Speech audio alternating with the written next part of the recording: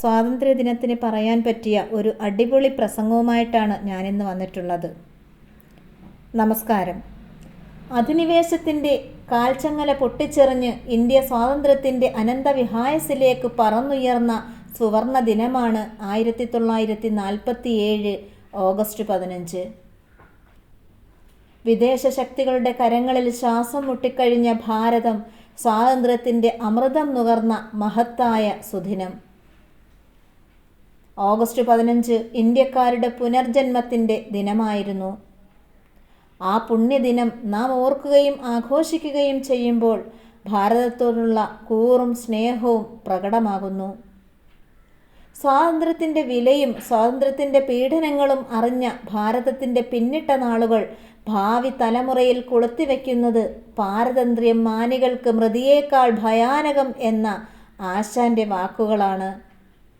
ഒരുപാട് പുണ്യാത്മാക്കളുടെ ജീവിതത്യാഗത്തിൻ്റെ ഫലമാണ് നാം നേടിയെടുത്ത സ്വാതന്ത്ര്യം എന്നത് നമുക്ക് മറക്കാതിരിക്കാം. രാഷ്ട്രപിതാവായ മഹാത്മാഗാന്ധിയുടെയും നേതാജി സുഭാഷ് ചന്ദ്രബോസിൻ്റെയും ജവഹർലാൽ നെഹ്റുവിൻ്റെയും ഓർമ്മകൾക്ക് മുമ്പിൽ നമുക്ക് പ്രണാമമർപ്പിക്കാം. 1947 നിന്നും 2026 ഇന്ത്യ ഏറെ വളർന്നു. ശാസ്ത്ര സാങ്കേതിക മേഖലകൾ, പ്രതിരോധം, വിദ്യാഭ്യാസം എന്നിവയിലെല്ലാം ഇന്ത്യ മുന്നേറുന്നു. ചന്ദ്രയാനും മംഗൾയാനും എല്ലാം അവയുടെ നേർക്കാഴ്ചകളാണ്. അഹിംസയിലൂന്നിയ സ്വാതന്ത്ര്യമാണ് നമ്മുടേത്. എന്നാൽ ഇന്ന് ജാതിയുടെയും മതത്തിൻ്റെയും രാഷ്ട്രീയത്തിൻ്റെയും പേരിൽ മനുഷ്യർ പരസ്പരം പടവെട്ടുന്നു. കൊലപാതകങ്ങളും സ്ത്രീധന മരണങ്ങളും തുടർക്കഥയാകുമ്പോൾ യഥാർത്ഥത്തിൽ നമുക്ക് സ്വാതന്ത്ര്യം ലഭിച്ചിട്ടുണ്ടോ എന്ന് നാം സംശയിക്കേണ്ടിയിരിക്കുന്നു. ഇന്ത്യ 80ാം സ്വാതന്ത്ര്യദിനം ആഘോഷിക്കുമ്പോൾ നമുക്ക് അഭിമാനിക്കാം, സന്തോഷിക്കാം.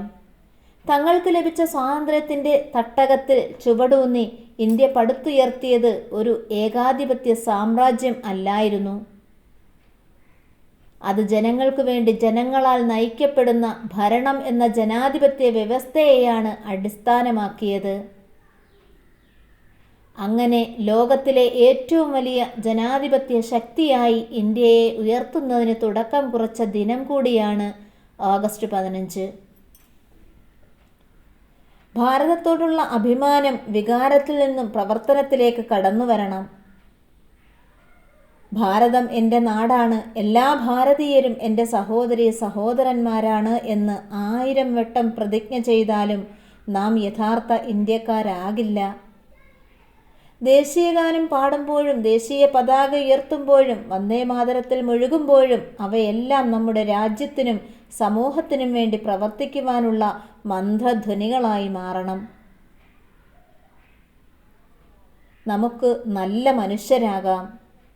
കവി പറയും പോലെ, ആണ്ടേക്കൊരിക്കൽ ഒരു ആഗസ്റ്റ് 15 അരുമയായി നുണയേണ്ട മധുരമോ ഭാരതം. അല്ല, അത് നമ്മുടെ രക്തവും വികാരവുമാണ്. അഴിമതിയും ഭിന്നതകളും കലഹങ്ങളുമില്ലാത്ത ഇന്ത്യയാണ് എൻ്റെ സ്വപ്നം, അല്ല നമ്മുടെ സ്വപ്നം. ആ സ്വപ്നം സാക്ഷാത്കരിക്കാൻ നമുക്ക് സാധിക്കട്ടെ എന്ന് ആശംസിച്ചുകൊണ്ട് നിർത്തുന്നു. നന്ദി, നമസ്കാരം.